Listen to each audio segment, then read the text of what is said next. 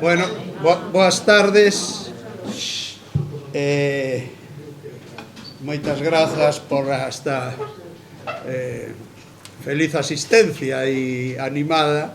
A verdade é que para un editor que sempre que acompañamos a un autor vamos un pouco asustados pensando vamos a estar ali en familia e sempre temos medo a quedar cos nosos autores ali mal, e cando vemos unha sala tan cumprida, pois é un motivo de alegría. E de alegría tamén, hoxe,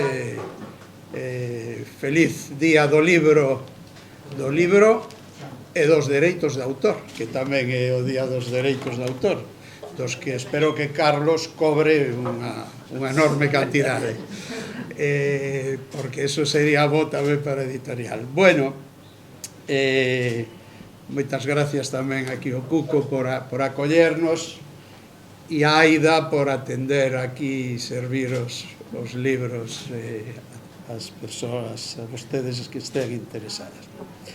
Bueno, hoxe nos convoca aquí un libro polo Avieiro de Dona Emilia, do que hai menos dun ano, tomando un café, posiblemente aquí, Carlos me dixo, bueno, quero falar contigo, tomar un café, e entón me contou que estaba, bueno, que nas gavetas tiña, nas súas gavetas tiña un montón daquela de artigos de tema variado que publicara durante a pandemia,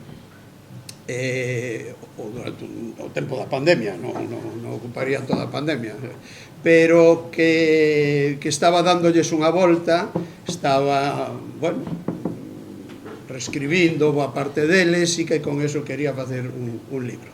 E ali me contou que efectivamente era un libro que, bueno, xa que estamos aquí nun espazo gastronómico, que tiña tres ingredientes principais. Un que era as fontes documentais, porque unha parte do libro ten moito da súa condición de historiador. Outra cousa, outro ingrediente do libro era a egohistoria, como el di, o sea, a súa memoria, sobre todo centrada na etapa da infancia e da formación no Carballiño. Carlos, como xa todos supoño que sabedes, naceu nas terras de Lalín como Gonzalo, e bueno, outro día tamén me enterei que tamén compartiron en Carballiño algo, porque Gonzalo casou no Carballiño, así que teñen máis cousas en común, máis espazos en común, e teñen un terceiro espazo en común que aquí o Val de Miñor. Creo que é de Miñor, verdad, Gonzalo? Por lo menos era. Bueno, entón, e o terceiro ingrediente era o que no libro aparece, ese eixo que aparece, ese término avieiro, ese hidrotopónimo que parte bueno, creado por Emilia Pardo Bazán, e que é a fusión dos nomes de dous ríos que conforman o marco espacial onde se desenvolve boa parte das historias e que conta Carlos en este libro. Estos tres ingredientes, ao final, que poden parecer tan diferentes, tan difíciles de empatar dunha maneira que a lectura despois sexa unha lectura unitaria, que teña ritmo, que non sea excesivamente fraccional, e está conseguido perfectamente. Eu cando me contou todo isto, tiña unha certa reserva, porque dice, bueno, como todo isto tan diferente vai a darlle sentido a un libro. E a verdade é que ali nos primeiros días do mes de agosto me enviou o resultado desa revisión que tanto tempo lle levou, e ali no ordenador tan pronto recibín o libro, púxeme de contado a lelo, e tuve unha agradabilísima sorpresa, porque o libro é realmente unha lectura fascinante, unha lectura chea de sabor, volvo aquí ao espacio gastronómico, moi alimenticia desde o punto de vista intelectual, cultural, e é unha escrito con ritmo, con estilo moi depurado, unha lectura realmente engallolante. Así que, como do libro van falar eles, eu non me estenderei moito máis, pero sí que debo decir que este é o primeiro libro que Carlos Meixo me publica en Galaxia. Eu estou encantado que coincida con esta etapa en que eu estou en Galaxia. Espero, bueno, e xa sei que non, espero e desexo que non sexa o último, que este abra unha porta a outros moitos libros co seu saber e a súa erudición alimenten o noso catálogo. Bueno, de feito, xa estamos con a tres mans, que é unha historia de Tui, bueno, dos tres períodos históricos da historia de Tui, que xa está en marcha, donde unha dos tres períodos, das tres etapas, é de Carlos Meixo. Así que nada máis, moitas gracias pola atención, moitas gracias a Carlos por contar con Galaxia para editar o libro, gracias a Gonzalo Navaza, que eu estou seguro que tamén o pasou moi ben, porque hai moita presencia do século XIX, ese século longo e feroz, non? Que de tantas leas entre liberais e progresistas e toda unha ralea de reaccionarios e que eu sei que a Gonzalo esa parte da historia lle encanta, porque algunha vez o vin como nos fascinaba con algunhas intervencións sobre eso. Así que, bueno, todo encaixou perfectamente e nada máis. Moitas gracias pola atención e lle paso a palabra a Gonzalo.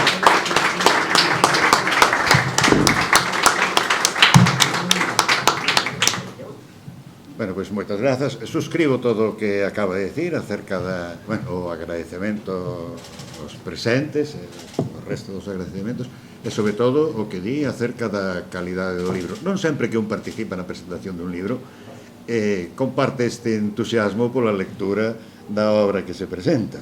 En este caso é unha obra moi recomendable.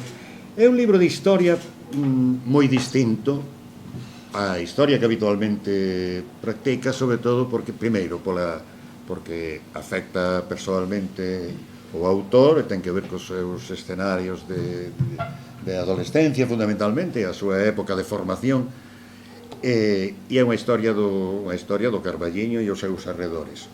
A Emilia do título e o avieiro do título, por si non, a Emilia do título é Dona Emilia Pardo Bazán, dona, sempre tratada con este respeto, e o avieiro, efectivamente, é un nome literario que ela fai hibridando o Arenteiro e máis o Avia, que son os libros da comarca que se nos informan.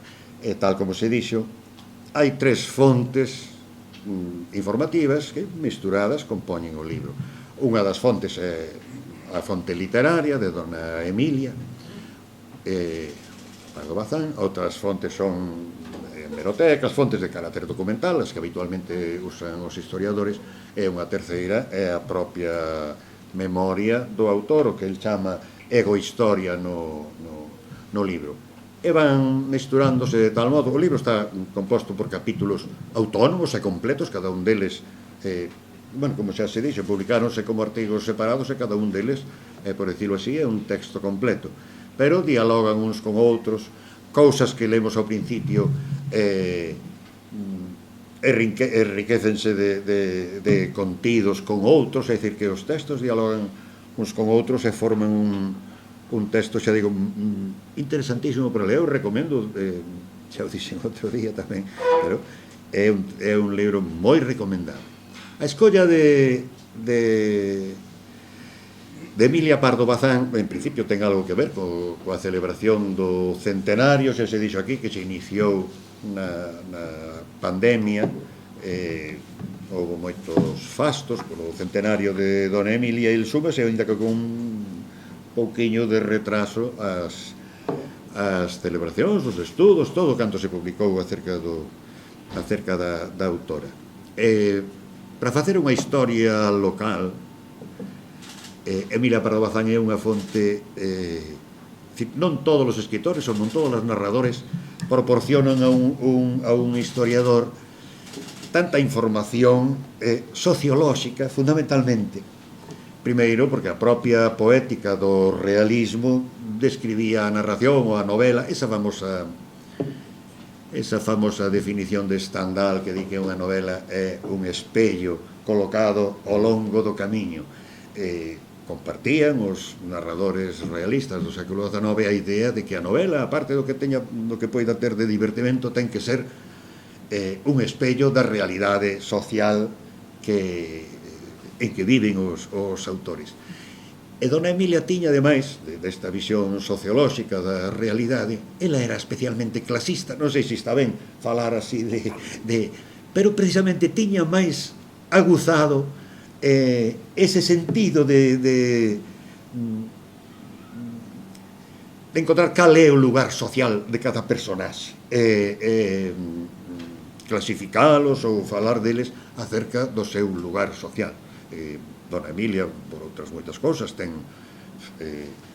intelectualmente era un portento, pero, xa digo, tiña esta cousa ideolóxica que, aínda que hoxe ás veces pode nos parecer un tanto extrañas algúns comentarios que fai, pero no seu momento, quer dicir que algúns comentarios que fai estes días, a raíz da obra de Carlos, púxeme a reler a Pardo Bazán e ás veces para un lector de hoxe chama a atención presuizos que hoxe prácticamente ou non están vivos ou están menos presentes. O que sei, en Viaje de novios, a novela que titula, clasifica ali as mulleres de orixe humilde que teñen trato con xente máis elevada en 3 categorías, diría. Hai ahora xa non sei se as toleradas, a xente ben admíteas nas súas reunións, etc., pero son vistas con certo desprezo. As admitidas, que son xente que non forman parte da gran clase, pero que son acollidas polos seus méritos nese ambiente. E en terceiro lugar, as festexadas, que son as que máis dignamente poden entrar neses ambientes que non son os que lles corresponden por nacemento. Hoxe en día é raro este tipo de clasificación social, pero para un historiador ou quen queira facer unha historia do Carballiño dá máis información do que daría unha narración posterior ou outro tipo de historia.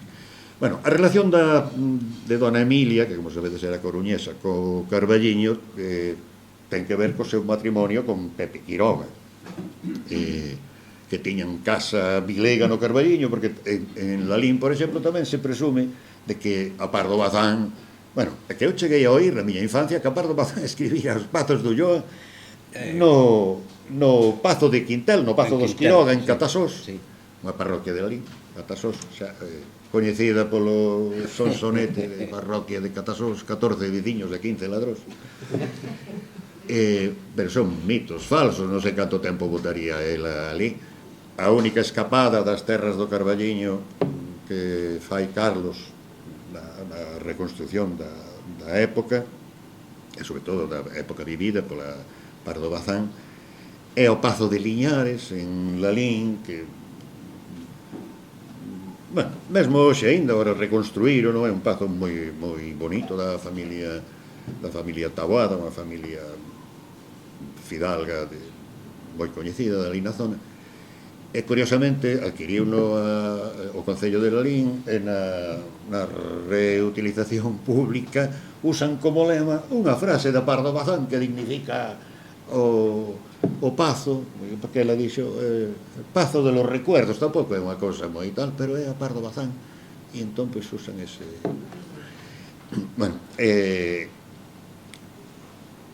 Danme ganas hai algunhas cousas que el conta que son non está ben anticipadas para os lectores, porque algunhas son moi curiosas, porque el cree identificar en personaxes da narrativa da Pardo Bazán persoas concretas, contemporáneas dela, e precisamente nese ambiente do Carballiño. As obras da Pardo Bazán que utiliza fundamentalmente é o que el chama a triloxía do Avieiro,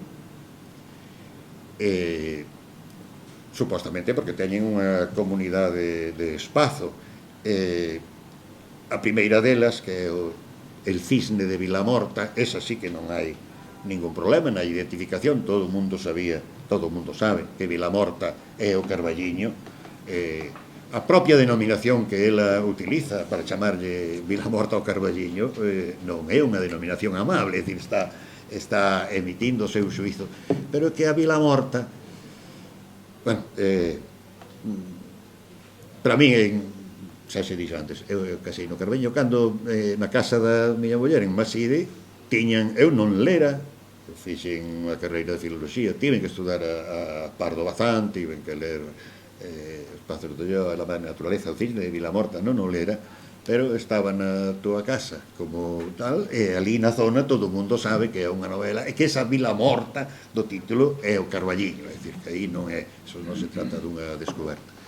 O Cisne de Vilamorta, e logo as dúas grandes obras, polo menos as máis reputadas, da Pardo Bazán, Os Pazos do Ulloa e máis La Madre Naturaleza. O que ten de particular, o que se nos conta aquí respecto da obra da Pardo Bazán, é que probablemente algúns dos personaxes que aparecen non só os principais, ás veces son secundarios, estou pensando no arribista, no Parvenu, que pode identificarse aquí fala, dis Perfectino Vieitez, a xente non asocia o nome a nada, pero probablemente un indiano real retornado con moito diñeiro, que significaba, pois, eso, para unha persoa con unha mentalidade aristocrática como era a Pardo Bazán, pois eran os recén chegados ao gran mundo, e ela chamalle Parvenus. Pero máis interesante son aínda outros personaxes de máis peso nas novelas, e máis, tal vez o personaxe máis característico do naturalismo rural galego que se di, porque de esta Pardo Bazán alimentáronse despois Otero Pedrallo, Valle Inclán, a narración baseada na decadencia da aristocracia rural está moi presente na literatura europea de toda esa época. E dentro desa literatura da decadencia da feudalidade rural teñen especial presenza autores galegos, como dixen, non sempre en lingua galega, é dicir, que algúns deles en castelán, pero ese tema que ten paralelos noutras linguas, estou pensando agora no Barón de Branquiño de Fonseca, ou este tipo de... Na historia da literatura europea asociábase esa temática á literatura galega, fundamentalmente, ata o século XX, xa fora de época, que en medio foi sustituída por outra novela italiana, falo do Gato Pardo, que veio sustituir fora de época, porque é unha novela escrita 100 anos máis tarde que todas as anteriores, pasou a ocupar, por decirlo así, o lugar simbólico desa temática da decadencia da feudalía rural. Acabo xa. Digo que algunhas das pescudas de Carlos nas informacións puramente locais que se teñen nas lecturas da Pardo Bazán, chega a identificar ao fidalgo Brután, o señor de Moscoso, de Los Pazos do Ulloa, directamente co cuñado de Dona Emilia. E, efectivamente, non se trata de unha hipótese lanzada por certos parecidos, hai moitos elementos que permiten pensar que, efectivamente, o modelo real non só deste personaxe, todos os personaxes da Pardo Bazán posiblemente teñen un referente que ela tratou, un personaxe real, pero no caso concreto do fidalgo dos Pazos do Ulloa, pois vense a afirmar casi de maneira rotunda que se non é o modelo directo, desde logo é o inspirador, é o propio cuñado da Eduardo Quiroga, que viña sendo algo así, pois a encarnación do fidalgo visto negativamente, porque hai un fidalgo negativo. Otero Pedrallo encargouse de debuxar o fidalgo decadente negativo, que se desentende que se desentende de todo, e que me ven unha imaxe dos señores da terra cando o fidalgo ten non sei que pasa co fillo, que é un malcriado e di o cura se tivese un pouco máis de educación e non sei que responde o patrón, se naceu fidalgo para que quere latín ou algo así. É o cura o que o di. Bueno, pero en calquera caso está reproducindo a mentalidade de esta xente que nese momento era un grupo social en decadencia, pero que conservaban esas maneiras bueno, tan impropias de comportamento. Bueno, non é todo isto que estou dicindo acerca de Emilia Pardo Bazán e dos ecos da súa obra no libro de Carlos. É só unha parte, porque outra parte é unha reconstrucción mediante as fontes de que el dispón. Algúnas son tamén literarias, non sei se poder chamarlle fontes literarias a de Álvaro de las Casas, é a medio camí, pero bueno, é literatura. Outra cosa son fontes de hemerotecas, información obxectiva. Bueno, con outras fontes xa máis de carácter literario e outras documentais, pois reconstrúe a historia do Carballiño aproximadamente nos últimos 2 séculos, porque pasa o Carballiño como outras vilas galegas que hoxe teñen máis ou menos certa importancia, pero que teñen un pasado moi rural, que antes do século XIX e antes da constitución, da creación dos municipios na década de 1830, apenas tiña traza urbana. Non quere dicir que non houvese historia previa nos lugares, e curiosamente un dos personaxes que máis antigos que aparecen nesta historia do Carballiño e arredores teñen que ver cos Arias Teixeiro, que eran de Cabanelas, pero que tamén tiñan casa aquí no Miñor, de maneira que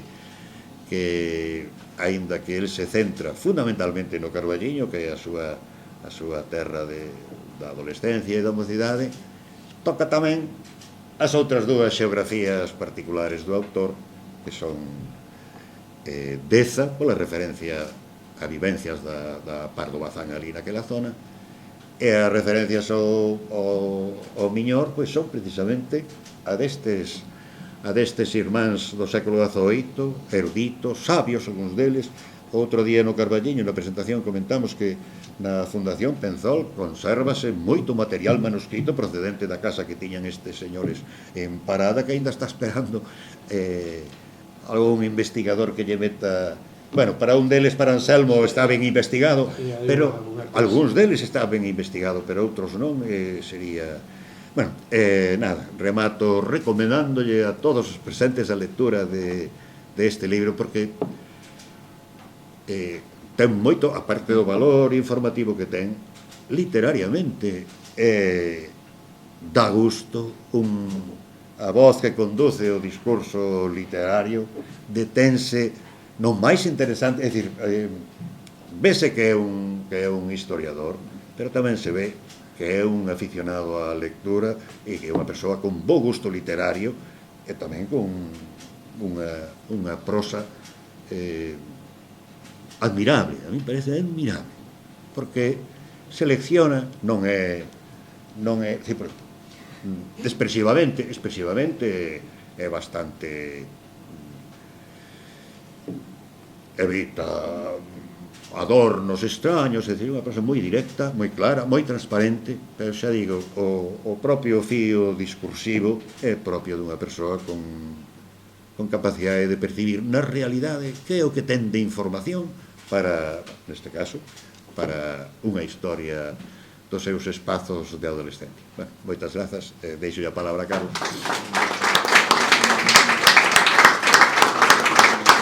Aquí non se pode falar moito de Carballiño. Fixemos outra presentación do Carballiño. Ali podíase falar máis do Carballiño, pero aquí non ten moito sentido andar falando de xeografía allea a nós. Como comprenderedes, un polso así un pouco colorado, ¿no? Porque si o editor di esas cousas que do libro e o sabio di o que di, pois, en fin, aún casi, non sei se casi levantar e marchar, pero, gracias aos dous, gracias a todos os que estades hoxe aquí, prometo non daros máis a vara cos avieiros porque hai unha semana, hoxe, justamente hai unha semana, estábamos no Carballiño presentando, lóxicamente, o libro presentouse no sitio onde se orixina, que é o Carballiño. En fin, moitísimas gracias polo que dixestes. Efectivamente, o que di Gonzalo é certo, porque o libro, iba a decir novela, non é novela, non é novela. Pero ainda se podía chamar novela e non pasaba nada. Non é novela, pero está ben novelado.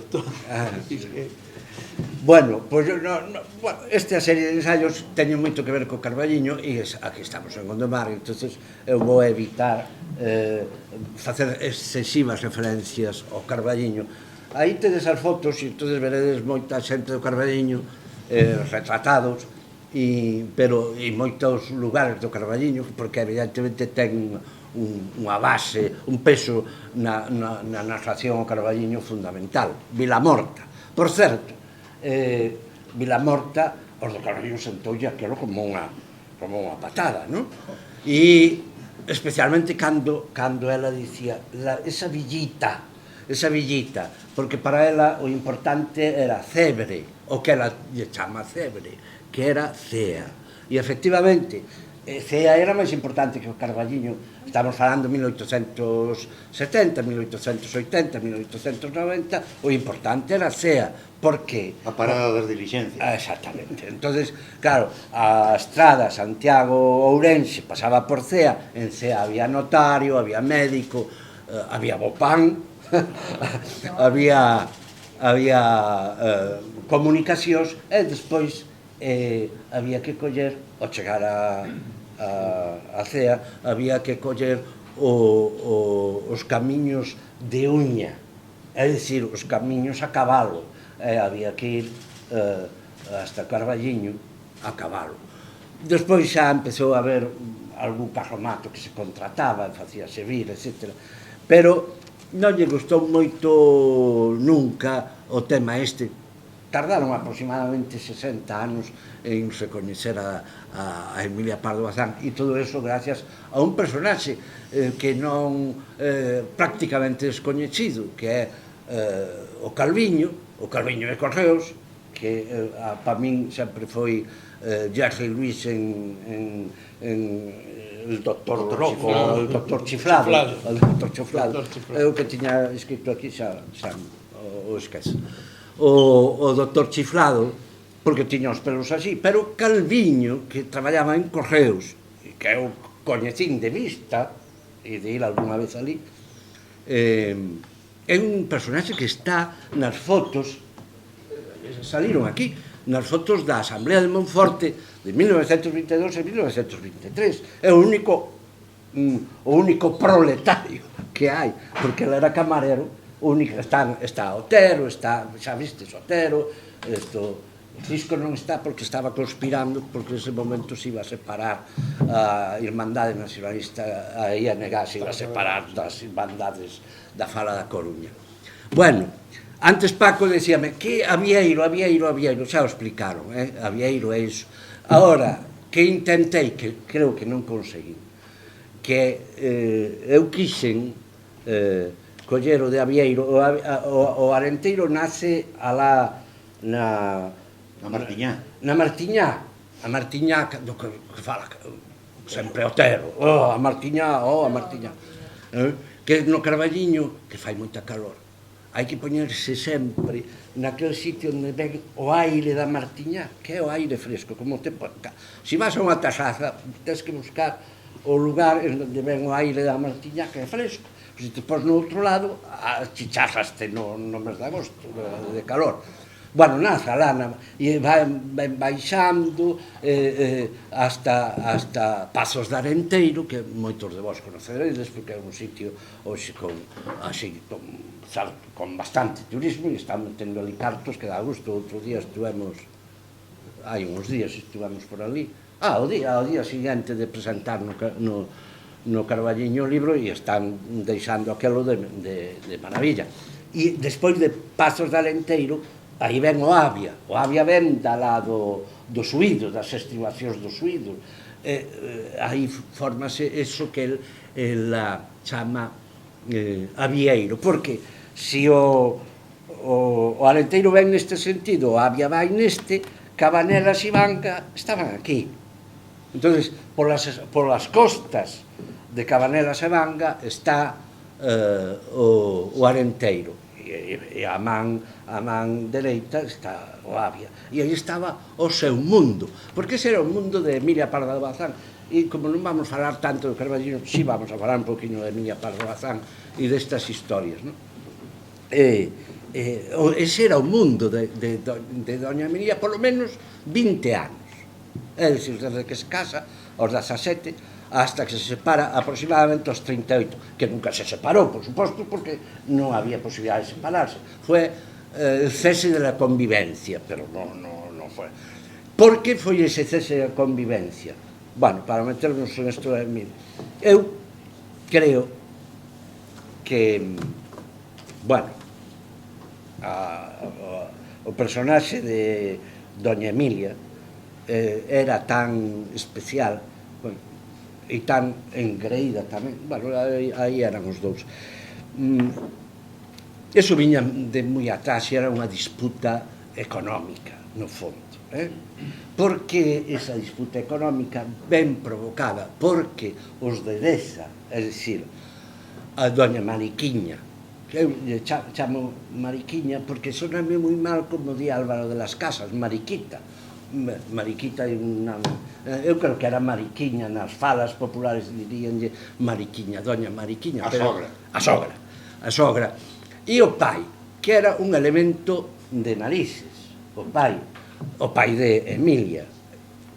Teóricamente era liberal, porque está durante o sexenio é deputado no sexenio. E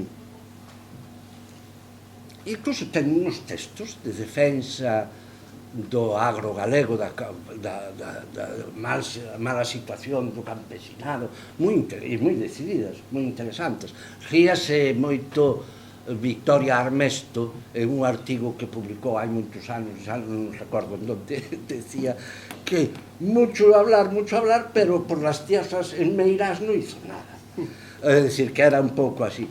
Pero este home defendeu con moito ímpetu a Iglesia Católica no Congreso dos Diputados no período do sexenio. E entón Pío IX doulle o título de Conde de Pardo Bazán. Era un título pontificio. Eso quere dicir que os títulos pontificios son títulos un pouco de perralleiros, non son de verdad. O título pontificio ten dúas características. Uno, que non é hereditario e non o poden detentar mulleres. Bueno, Emilia a fixo permanente e era muller, única muller. É dicir, que lle dou a volta a iso. Despois é certo que Alfonso XIII lle dou un título de verdad, que era condesa de Torre de Sela, por os seus méritos literarios. Pero levaba 30 anos chamándose condesa de Pardo Bazán e xa nadie lle quiso cambiar o nome de Torre de Sela. E, por certo, despois os descendentes nos anos 70 volveron a coller o título de Pardo Bazán. Era tan engreída que as actas notariais, nos protocolos notariais que se conservan toneladas de papel, porque as propiedades eran enormes, o notario non lle chama Emilia Pardo, incluso podía poñerse así en plan rimbante, Emilia Pardo Bazán de la Rúa e Figueroa e non sei que, No, la condesa de Pardo Bazán. Pero o máis curioso é que ela, asina, condesa de Pardo Bazán, non pon Emilia ni nada, asume que é condesa de Pardo Bazán. É dicir, este é o personaxe que vive hasta o ano 1887, 88, no, hasta o 83, 84, pasa todos os veráns no Carballiño, en donde ademais celebra o seu cumpleanos, porque é o día 16 de setembro, que é o día da feira grande do ano no Carballiño. Ali estaba doña Emilia e o seu Pepiño chamaba ela, Pepito Quiroga. E ali estaba porque se iniciaba o proceso da vendita. Entonces iban á casa do Carballiño, viñan recaudando os cartos. Dice algún fantasma que viñan desde a Coruña pasando por tierras de su propiedad. Isto é unha exageración, pero paraban en Quintela, iban al Palacio de los Recuerdos a visitar os Taboada, que, por certo, o último dos Taboada xogou o pazo ás cartas no Casino de Santiago. Amalio, que ás veces aparece Amelio, na segunda edición hai que corrixir o... Sí, hai unha gralla. Hai dúas que eu teño outras. Con a conta que perdeu o pazo. Perdeu o pazo xogando as cartas no Casino de Santiago. Imaginades aquel home baixando no landó ali hacia o Deza para subir para ali e chegar ali e dicir, perdín o pazo nas cartas. Bueno, pois isto foi o que pasou. Bueno, esta era Emilia, viñan e pasaban despois a Banga e a Cabanelas, porque ali estaba o viño, que era unha das grandes fontes de riqueza. Por suposto que despois regresaban a Coruña, a casa da Real Academia, das súas tabernas, e despois, cando se separaron, ela montou o seu chiringuito ben montado no Pazo de Meirás, pero Pepiño tampouco se quedou atrás, que fixo unha xolla que é unha xolla, unha exhibición de poderío que é o Castelo de Santa Cruz, en Oleiros. Aí era a casa de Pepe Quiroga, que despois herdou a familia. Bueno, perdimos un pouco, xa non sei por onde iba moito, porque me metín con Emilia e con estas cousas da fidalguía. Realmente este libro nace por outro motivo. Estes traballos nacen por outro motivo. E este motivo é que a literatura e os libros sanan. Os libros sanan. O máis importante que pode haber é un libro. Conto-volo o que máis ou menos a mí me pasou. O día do meu cumpleanos do ano 18, eu tuve unha perda das que non se poden reparar nunca. E un ano despois, un ano despois, a finais de 19, chegaban nos as noticias de China, e no mes de marzo do ano 20, estábamos enclaustrados nas casas, non? Eu comentei outro día no Carballiño, creo que Eco é genial, casi sempre é genial, cando comenta isto de que foi un periodista e preguntoulle por que ten usted 30.000 libros, tantos libros na casa, 30.000, ou non sei, porque me dan tranquilidade, dixolle, danme tranquilidade. Mire, se algunha vez necesito unha cita, pois sei que máis ou menos pode estar por ali, e collo. E se algunha vez teño ánimo baixo, vou e collo un libro e o leo. Porque isto dos libros é igual que as medicinas. Tú podes ter paracetamol na casa porque por si che doi a cabeza, ou podes ter o tranquimacín por si necesitas isto, pero non tomas todos os tranquimacines, toda a caixa de paracetamol. Bueno, pois tes os libros porque cando che faga falta. E en aquel momento a min fíxome falta ler algo. E fui coller unha edición moi bella dos Pazos de Ulloa, daquelas lecturas escolares. E aí aparecía a Vieiro, pouco, pero aparece o citado a Vieiro. E dice, coño, esta palabra. E despois fui buscar a segunda parte de un libro que estaba colocado nos andeis para non ser leído, como os de Eco, e era La Madre Naturaleza. E leí La Madre Naturaleza e aparece a Vieiro tamén. E entón dixen, pois teño non un libro, porque era unha cosa tan cutre como esta, que é unha edición do ano 46, isto era o franquismo, el ano 46, que edita esta El Cisne de Vilamorta, que comprara, sobre todo porque me fixo moita gracia esa caricatura medio que me recordaba a Castelao ou algo así, non? Ten un aire de Castelao. Sí, que pretende representar o propio cisne. Que é el cisne. Pero que é un poeta do Carballiño. Había que ler isto, Dios mío, isto é ilexible, totalmente.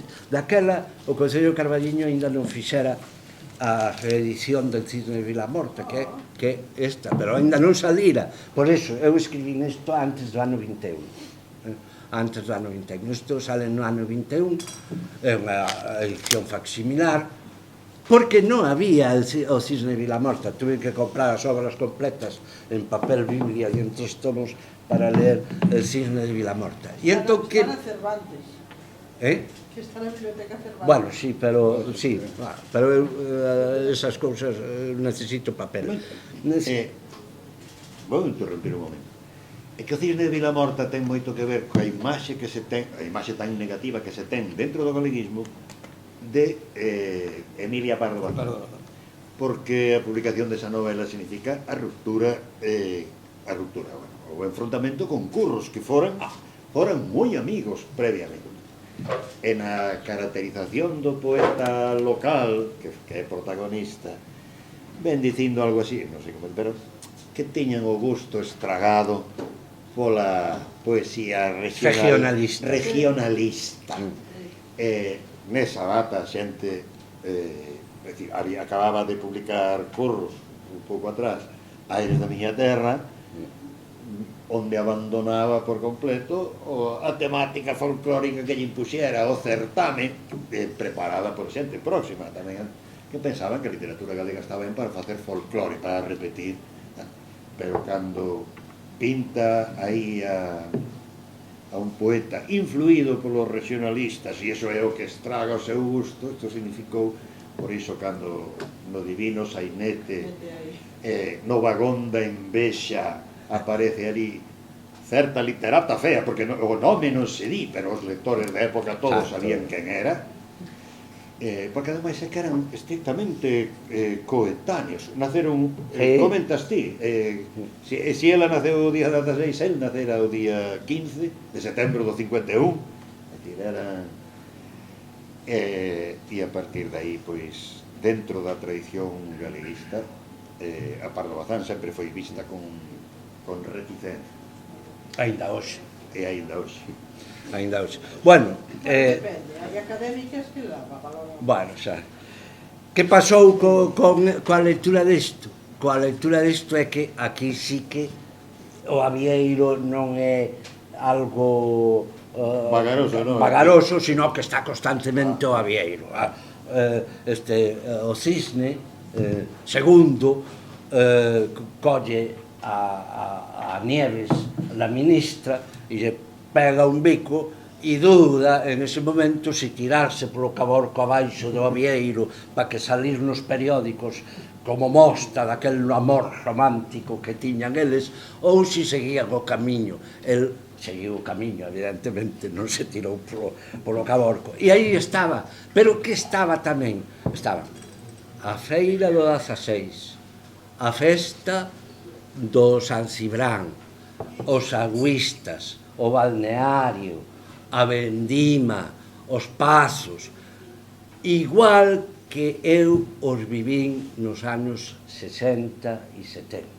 Entre o que escribía Emilia 80 anos antes e o que eu vivía, era moi parecido.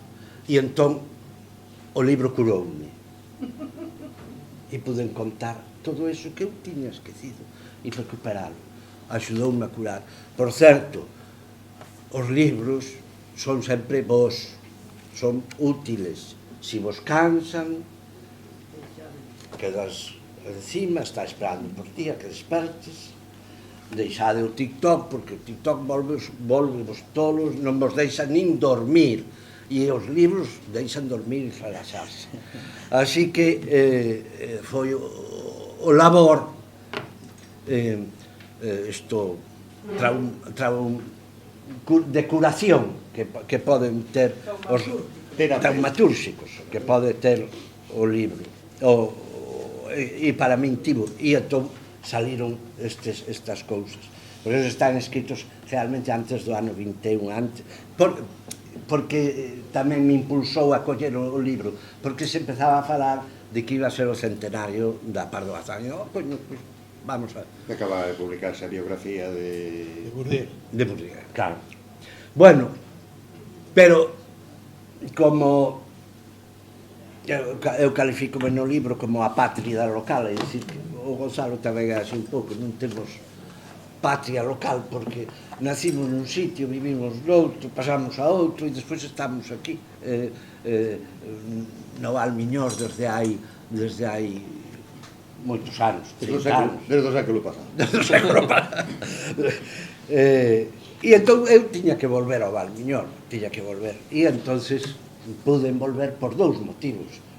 Xa o comentou Gonzalo, e procuro acabar, xa o comentou Gonzalo, que a familia dos Arias Teixeiro, e especialmente que ten unha importancia moi grande, que é o señor de Pías, José Arias Teixeiro Correa, que todos na familia Arias Teixeiro son bispos, arcebispos, carlistóns todos, pero carlistóns bueno, o arcebispo de Valencia volve cos 100.000 fillos ao frente dos 100.000 fillos de San Luis, era de Cabanelas. A casa dos Quiroga está en Cabo de Vila, que é a parte alta coa iglesia, e alá, en fondo de vila, está esa casa dos Arias Teixeiro. Un deles acabou sendo o señor de Pías. Despois, na primeira carlistada, marchou, despois de asegurar a supervivencia da familia, porque procurou certificados para que non lle pasase nada á familia, foise como ministro principal do pretendente Carlos. Perdeu as disputas internas, perderon a guerra e perderon as disputas internas. Como era civil non o fusilaron, se fora militar fusilaban, e exiliouse a Francia. Exiliouse en Francia, foi un entomólogo importantísimo, membro da Academia de Ciencias francesa, e cando estaba moi velliño volveu a Ramallosa para morrer. Morreu na Ramallosa, está enterrado en San Pedro, pero antes de morrer ensinoulle as xentes do Miñor que entre as reldas do Miño podíase poñer patacas, e que a pataca era moi sabrosa e alimenticia, e foi o que introduciu o cultivo da pataca no Valmiñor, que é José Arias Teixeiro Correa, que é a parte da familia viña xa de Marín, pero todos eles. De feito, o Pazo de Pías foi propiedade de uns Dieguez, é dicir, da familia de Antón Losada Dieguez, unha señora, Dieguez Cervela, foi a última propietaria, morreu de velliña, regalou o Pazo ás monxas, por eso se chama as monxas, non sei como se chama. E a segunda razón desta volta ao Miñor é outra circunstancia, e é que un director de cine prolífico, un escritor, gustame quizá máis como escritor que, bueno, non sei, non me meto en esas cousas. Gonzalo Suárez, asturiano, que fixo unha versión que a nós nos pareceu deplorable en aquel momento de la Esmorga, chamándolle, poñéndolle título La Pajanda e levando a cousa, bueno, en fin, en aquel non tuvo moito éxito a película aquela de Gonzalo Suárez porque foi a súa compañía cinematográfica ocorriuselle proxectala, estrenala o día de sábado de Sábado Santo, o día que legalizaron o Partido Comunista. Entón todo o mundo estaba preocupado pola legalización do Partido Comunista e non foi case ao cine e a película pasou desapercibida. Pero, sin embargo, rodou, fixo unha serie, estaba en o momento daquela as series, tuvera un éxito salvador para Gonzalo Torrente Ballester, que foi a serie de Los gozos e as sombras, que asegurou o futuro a Gonzalo Torrente Ballester e aos seus moitos netos, non? Pois Gonzalo Suárez fixo unha película, unha serie para a televisión sobre os pasos de Ulloa, con botino por outro lado, porque non separou os pasos de Ulloa de la madre naturaleza, sino que fixo todo seguido. E tuvo tamén un botino ao poñer a protagonista de Los Pazos, é dicir, a muller de Pedro Moscoso, do Marqués de Ulloa, e a súa filla facer o mismo personaxe, a mesma actriz, que foi esta Victoria Abril, que en aquel momento era famosa porque salía en el 1, 2, 3, non por outra cosa, porque estaba empezando. E que fixo Gonzalo Suárez? Pois Gonzalo Suárez fixo os exteriores da serie Os pasos de Ulloa e la madre naturaleza no paso do Conde de Gondomar. Así que, en todo momento, por certo, que Gonzalo lle debeu parecer que a solaina do pazo era demasiado ostentosa e luxosa e non a quitou na serie. Meteu a capela e meteu o patio de armas, pero non sacou. E aí se desenvolve casi toda a trama en exteriores de Los Pazos de Ulloa. A serie resistiu bastante ben, a verdade é que non. Resistiu bastante ben. É dicir que eu tiña que volver con Los Pazos de Ulloa e con Emilia Pardo Bazán a Gondomar en teoría e ademais poder sacar poder falar de unha persoa que polo cal teño unha admiración enorme, que é don Diego Sarmiento da Cuña, seguramente unha admiración inducida por Lois Tobío, que foi o que realmente nos meteu esta admiración por don Diego, que ademais era moi listo e sabía que o viño do Ribeiro era moi útil para comprar favores no Londres de Jacobo I, e mandaba as súas pipas de bon viño do Ribeiro e decía algunhas veces don Diego, le gustaron tanto al encargado de esto que me llevó las 2 pipas, le gusta más que el de Gondomar. Pero los presuntos de Gondomar sí que le gustan mucho. Entón, este era a razón de volver a Gondomar. E despois volvín ao Carballiño para rematar con estas dúas hipótesis, dúas hipótesis non, a hipótese é unha, estas dúas afirmacións que eu creo que pode aportar algo de interés aos estudos sobre a Pardo Bazán.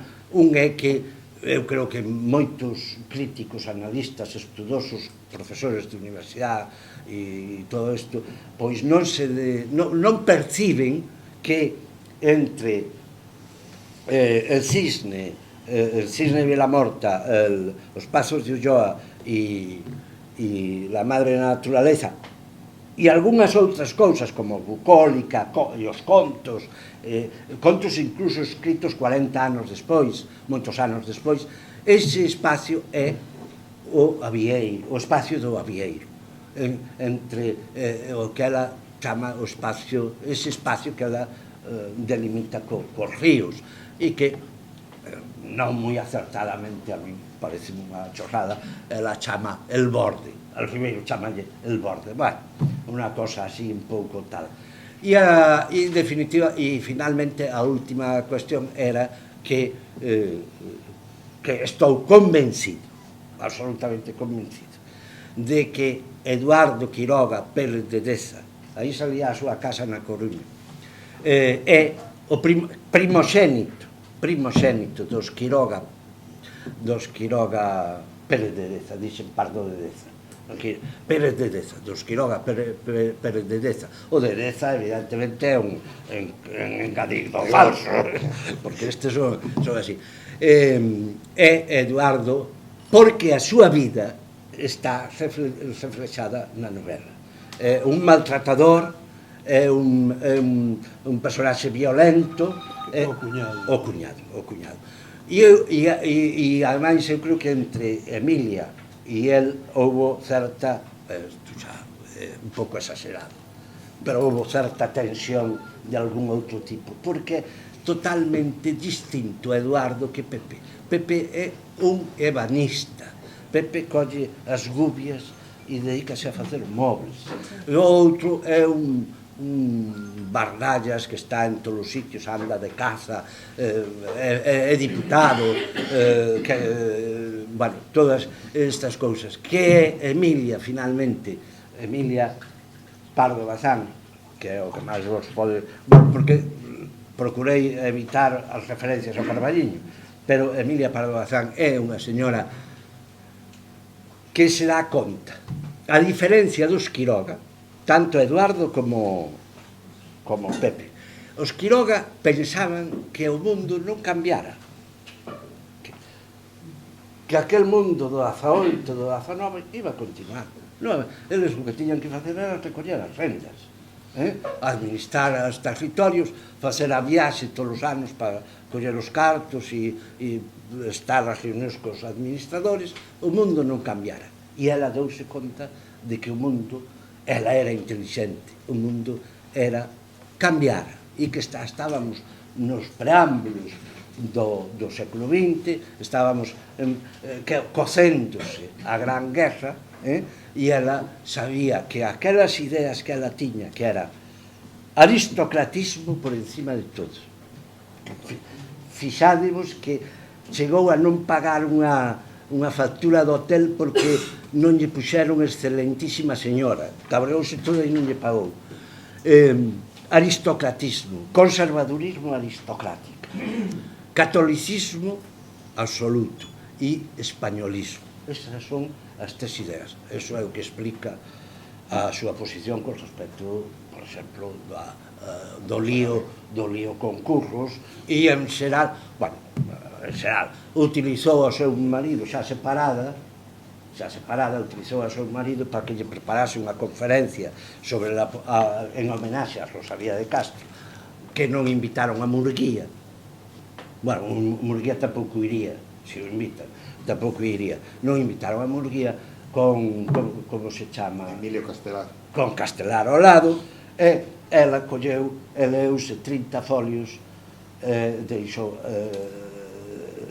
con 15 líneas ou 4 líneas referidas a Rosalía, e ocultando a Castelar incluso, porque Pepe era o presidente do Círculo de Artesáns da Coruña e preparou esa presentación dela en público. É unha muller tremendamente inteligente, unha muller tremendamente decidida. Outra discusión sería o tema do feminismo. Ela sabe perfectamente que ten que pelexar en un mundo absolutamente patriarcal e machista, terrible as cousas que dicen dela, as cousas que se din dela, e a ela, pomba, tira pa diante e tal. Esa é moi traballadora, levantábase a 6 da mañá ali na Quimera, na Torre da Quimera, que Perfe sabe ben, porque estudiou aí como é o pintor Bamonde, que lle fixo algúns retratos salen aí. Ali na Quimera ela escribía todos os días.